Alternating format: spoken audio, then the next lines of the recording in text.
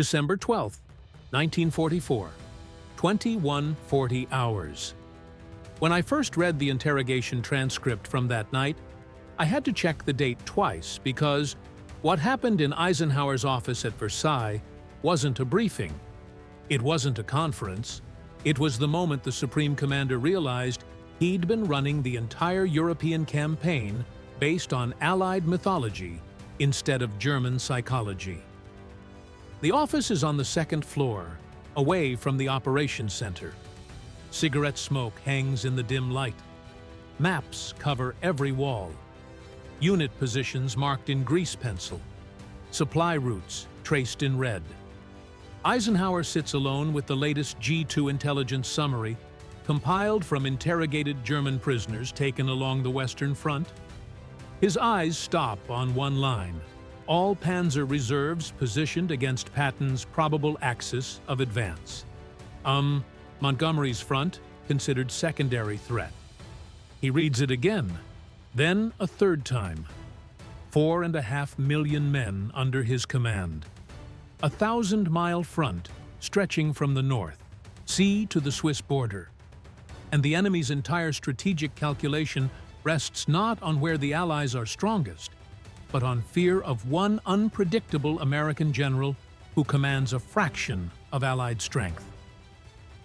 What strikes me about this moment is how quiet it must have been. No staff officers present, no political advisors calculating Churchill's reaction.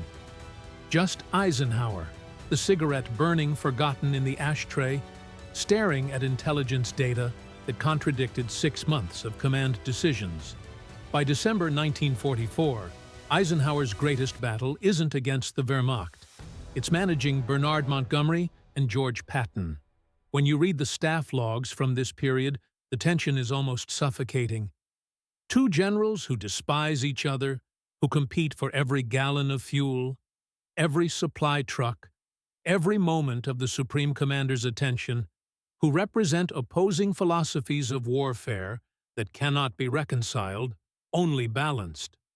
Montgomery commands 21st Army Group in the north, the main Allied effort driving toward the Ruhr industrial heartland.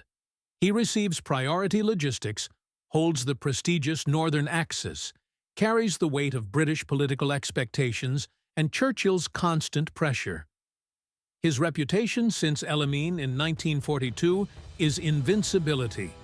The methodical planner who never loses. The master of the set-piece battle who defeated Rommel in North Africa and now dictates terms about the scientific approach to modern warfare.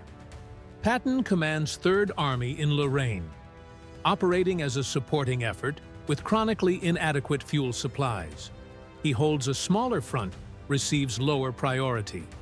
Fights with 12 divisions while Montgomery commands 33. Yet his arrows on the situation maps push forward daily despite being denied the resources he demands in increasingly furious cables to SHAEF headquarters. The political mathematics exhausts Eisenhower more than the military kind. Churchill cables constantly pressuring support for British commanders. American newspapers demand Patton get priority. The friction between the two generals drains energy from every strategic decision, poisons every command conference with unspoken rivalry. What no one at SHA understands yet, and this is what makes the intelligence report so jarring, is that the Germans have already solved this equation. They're just solving it differently. Since El Alamein, Montgomery has worn invincibility like the 2 badges on his beret. After D-Day, Eisenhower assigns him the main northern thrust and provides the bulk of Allied logistics to support it. In staff meetings at SHA headquarters, British liaison officers present Montgomery's operational plans with reverence. The fluorescent lights hum overhead during these briefings. Maps show blue arrows promising steady, unstoppable progress. Fuel allocations favor 21st Army Group. Supply priorities flow north. Eisenhower approves it all, trusting the mythology that conquered North Africa, that broke through Normandy, that promised to end the War by Christmas 1944. But when I look back at the operational logs, the quiet doubts were already accumulating. Operation Market Garden failed spectacularly in September. British paratroopers surrounded at Arnhem, while XXX corps stalled on a single road. Antwerp took weeks longer to clear than promised. Its port facilities denied to Allied logistics until late November. The northern advance moves with a caution that feels more bureaucratic than strategic. Methodical preparation replacing operational momentum. Eisenhower says nothing publicly. Questioning Montgomery means angering Churchill, destabilizing Allied unity, creating political firestorms that could fracture the coalition. Yet, the dissonance grows, fed by numbers that don't quite add up, by intelligence reports that tell a different story than the one everyone at SHAEF has been believing since before the invasion.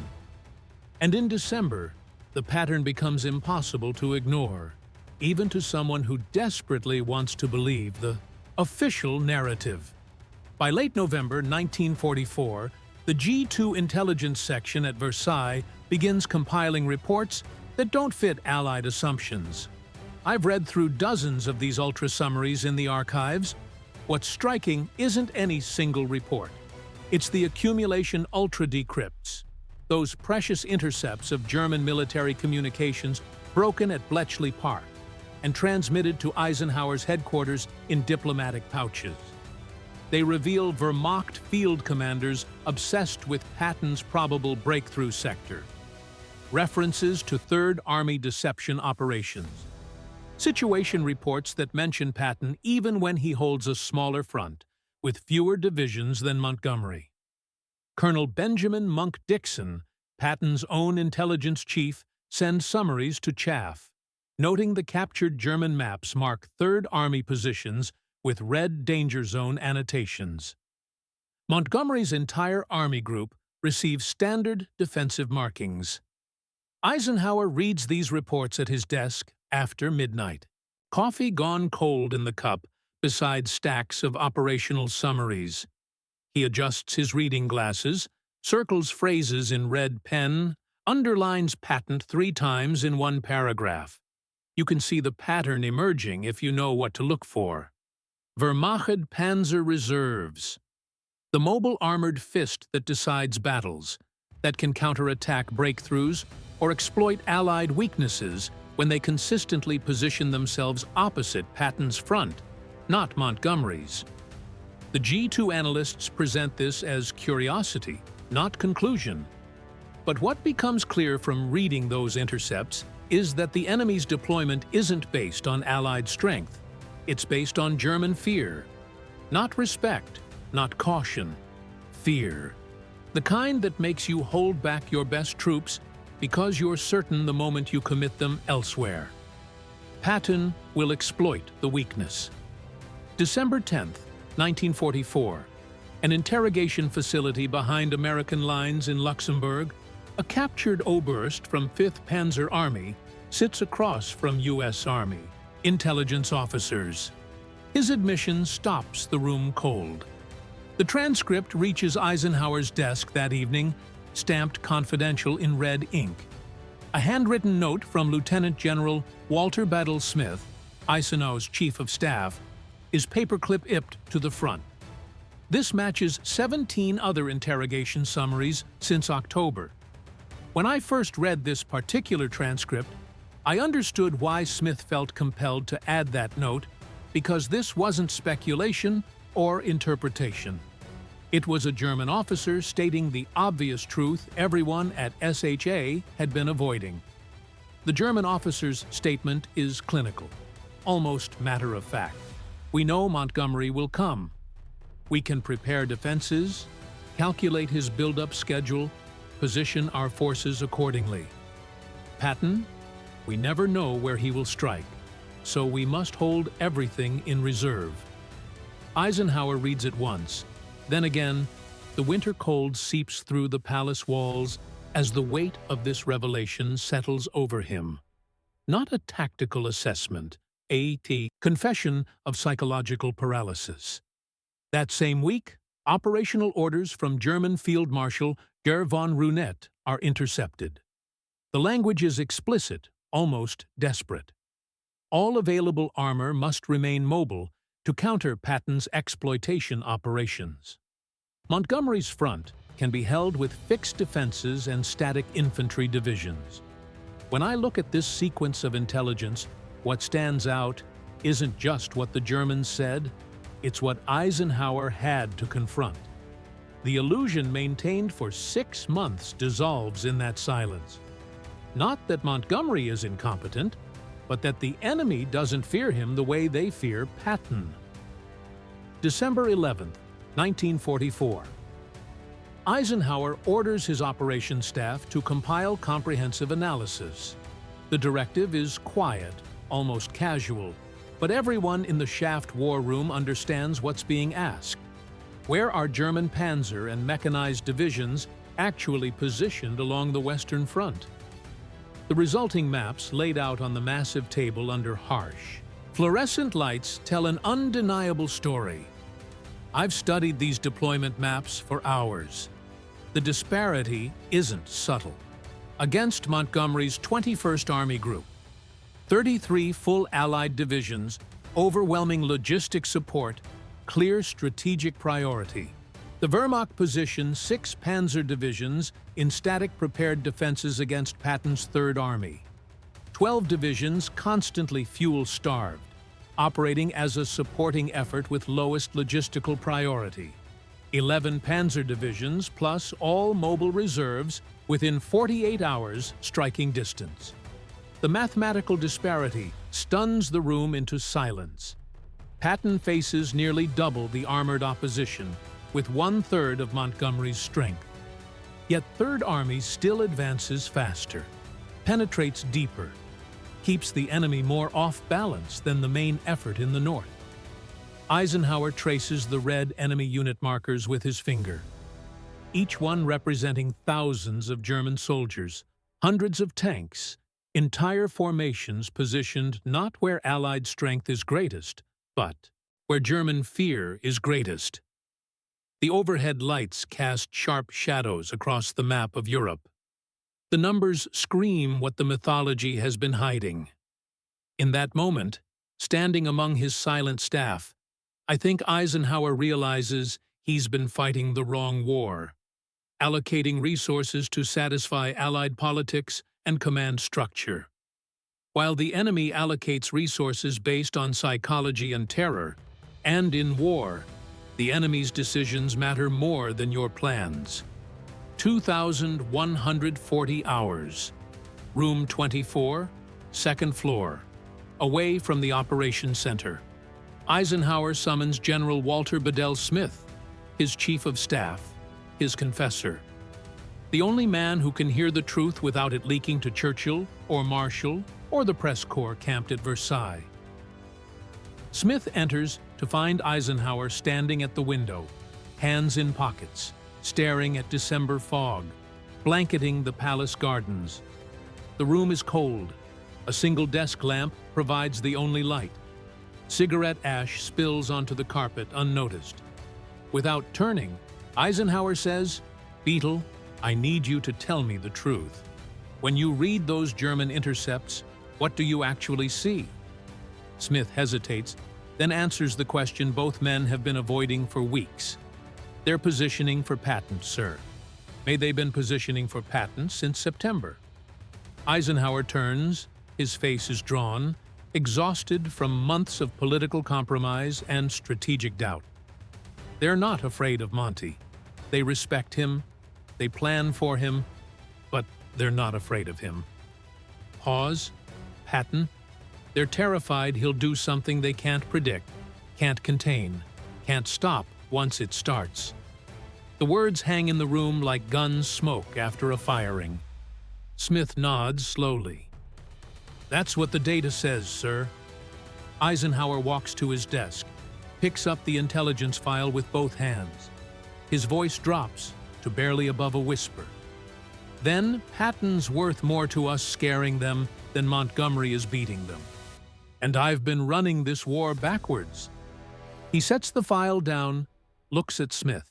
The weight of 6 months of misallocated resources, of political compromises, and of mythology over mathematics settles between them like a third presence in the room. Outside, the palace clock tower chimes 10 times. This is the moment Allied command philosophy shifts from mythology to psychology, from politics to enemy perception, from what makes Churchill happy to what makes German generals lose sleep. In the 48 hours following that conversation, Eisenhower's decisions shift in ways only his inner staff notices. What's remarkable looking at the paper trail from this period is how subtle the pivot is. This isn't a dramatic reversal of strategy. It's a recalibration of emphasis that only becomes visible when you compare fuel allocation tables and operational approval timelines. He drafts a carefully worded memorandum to General George Marshall in Washington explaining that Third Army's aggressive operational posture creates disproportionate German defensive commitments that should be exploited as psychological leverage. The language is diplomatic, bureaucratic even, but the implication is clear. Patton's value extends beyond tactical gains. Eisenhower quietly redirects fuel allocations, not dramatically. That would trigger political firestorms from Churchill and questions from the combined chiefs of staff, but enough that Patton's logistics officers notice increased supply flow starting December 13th. When Montgomery requests priority support for his next northern offensive toward the Rhine, Eisenhower's response is measured almost cautious. He asks for revised timelines, questions whether German reserves are actually committing to that sector. Ma requests evidence of Wehrmacht force concentration before approving major resource allocation. Around SHA headquarters, senior staff noticed the change in tone during operational briefings. Less automatic difference to Montgomery's methodical plans. More questions about where German strength is concentrating versus where Allied politics demands action. Bedell Smith begins framing operational discussions around enemy force disposition rather than Allied offensive priorities, subtly reorienting the command group's thinking without explicitly overturning established command relationships. The overhead fluorescence in the operations center seemed brighter now, casting fewer shadows across the maps, as if someone finally turned on all the lights and saw what was actually there, instead of what everyone assumed should be there. But Eisenhower says nothing publicly. Admitting Patton's psychological value would inflame the Montgomery-Patton rivalry, infuriate Churchill, create headlines questioning Allied unity. At the moment, unity matters most. So, the shift remains quiet, internal, visible only in fuel tonnages and operational approvals that subtly change without formal announcements. 4 days after Eisenhower's realization, the Germans launched their surprise offensive through the Ardennes, December 16, 1944. Barracked armored spearheads smashed through American lines in Belgium, creating chaos, threatening to split the Allied front, gambling everything on speed and shock in what becomes known as the Battle of the Bulge. But Eisenhower's new understanding proves critical when I trace the timeline of decisions during those first crucial hours. But what becomes clear is that Eisenhower isn't guessing. He's betting on German psychology. While other commanders scramble to understand the German objective, Eisenhower immediately orders Patton to disengage Third Army from the SAR offensive, wheel 90 degrees north, and strike the German southern flank. It's an audacious maneuver, redeploying an entire army over 100 miles in winter conditions, attacking into a fluid battle with minimal preparation time. Every Staff College textbook says it requires at least a week. Patton accomplishes it in 48 hours. German planners assumed 7 days minimum time enough to consolidate their penetration and prepare defensive positions. Instead, Third Army hits the southern shoulder of the Bulge on December 22nd, 6 days after the offensive began. The catching Wehrmacht forces still extended and vulnerable. German commanders panic. Ultra-intercepts show Rundstedt screaming for reserves to block Patton's breakthrough sector.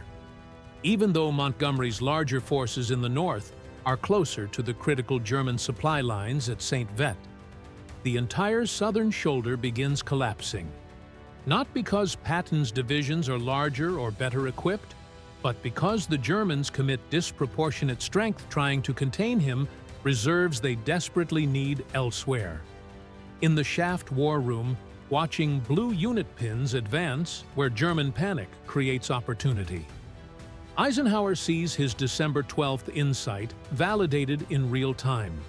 He doesn't gloat, doesn't explain to his staff why he knew Patton's movement would trigger German overreaction beyond rational calculation. He simply smokes his cigarette, studies the map, and understands that psychological warfare shapes operational reality more than any logistics chart could ever predict. Watching this unfold through the archive situation reports, you can see the exact moment theory became practice through the winter and spring of 1945. Eisenhower leverages Patton's psychological impact with increasing sophistication. What fascinates me about this phase is how calculated it becomes. This is no longer accidental psychological warfare. It's deliberate exploitation of German fear as a strategic asset. He allows Third Army to make ostentatious preparations for Rhine crossing south of Mainz, drawing German reserves southward, then executes Montgomery's actual crossing at Versailles with significantly reduced opposition. Then, a 21st Army group encountering Wehrmacht forces stripped thin because they're positioned 50 miles away, watching for Patton. He uses Third Army reconnaissance as strategic bait, pushing aggressive patrols forward in sectors where he wants Germans to commit strength, effectively turning Patton into a mobile deception asset.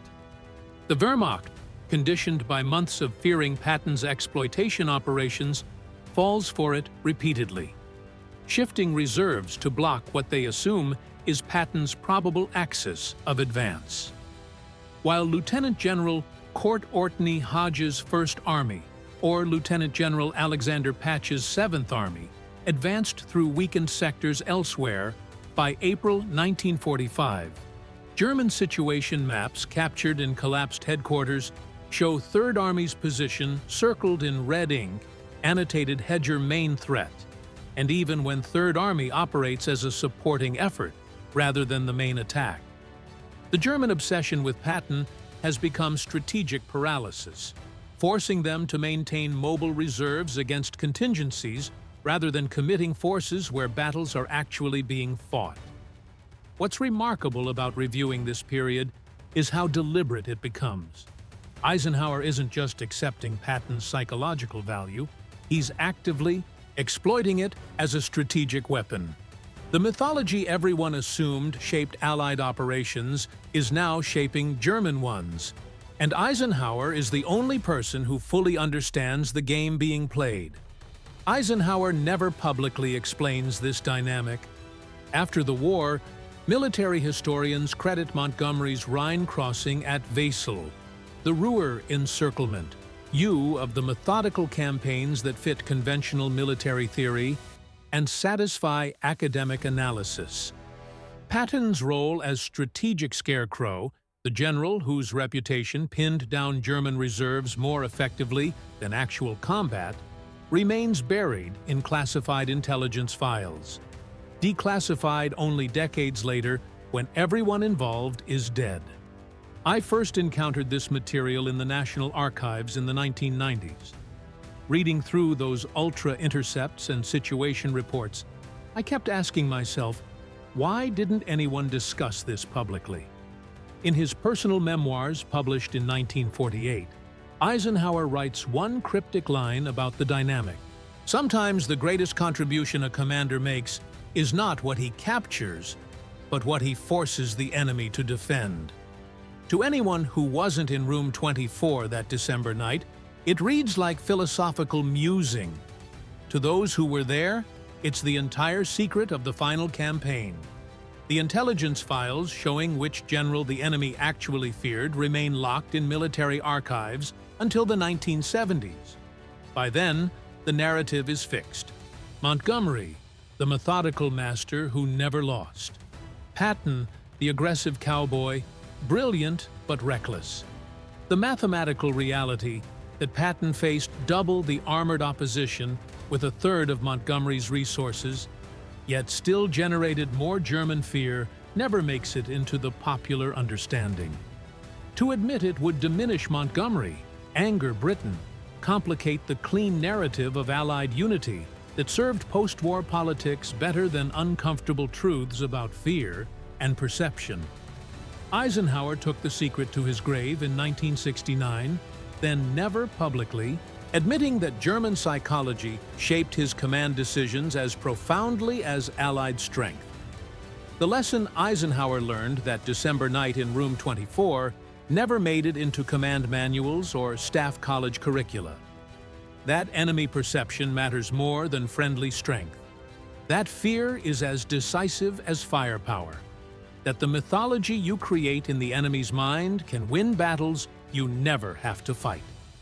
Wehrmacht commanders positioned their best divisions against Patton, redirected reserves to block his probable breakthroughs, and sacrificed operational flexibility because they couldn't stop imagining what he might do next. The ground Third Army took mattered less than the ground the Germans refused to leave because they were afraid Patton would take it. In the end, the most effective strategy remained the least discussed, buried beneath decades of public mythology that served political purposes better than historical accuracy. The war ended with parades and medals. Montgomery was Kenned. Patton died in a jeep accident 9 months after Germany surrendered, never knowing his greatest contribution was making German generals lose sleep. Eisenhower became president on a record that never mentioned how he weaponized one general's reputation against the enemy's nerve. What strikes me most, reading through those dusty intelligence files decades later, is how the entire final campaign hinged on a single realization in a cold office at Versailles. That sometimes what the enemy fears is more operationally valuable than what your own forces can actually do. And that truth, uncomfortable as it was, then remains uncomfortable now because it means the mythology we tell ourselves about warfare is often less important than the mythology we create in the minds of those we fight. The palace lights at Versailles went dark in May 1945, and with them the secret of how psychological warfare shaped the endgame more than any battle plan Eisenhower's staff ever drafted. I've spent years trying to understand why this story stayed buried for so long. The answer, I think, is simple. Some truths are too uncomfortable to fit into victory narratives.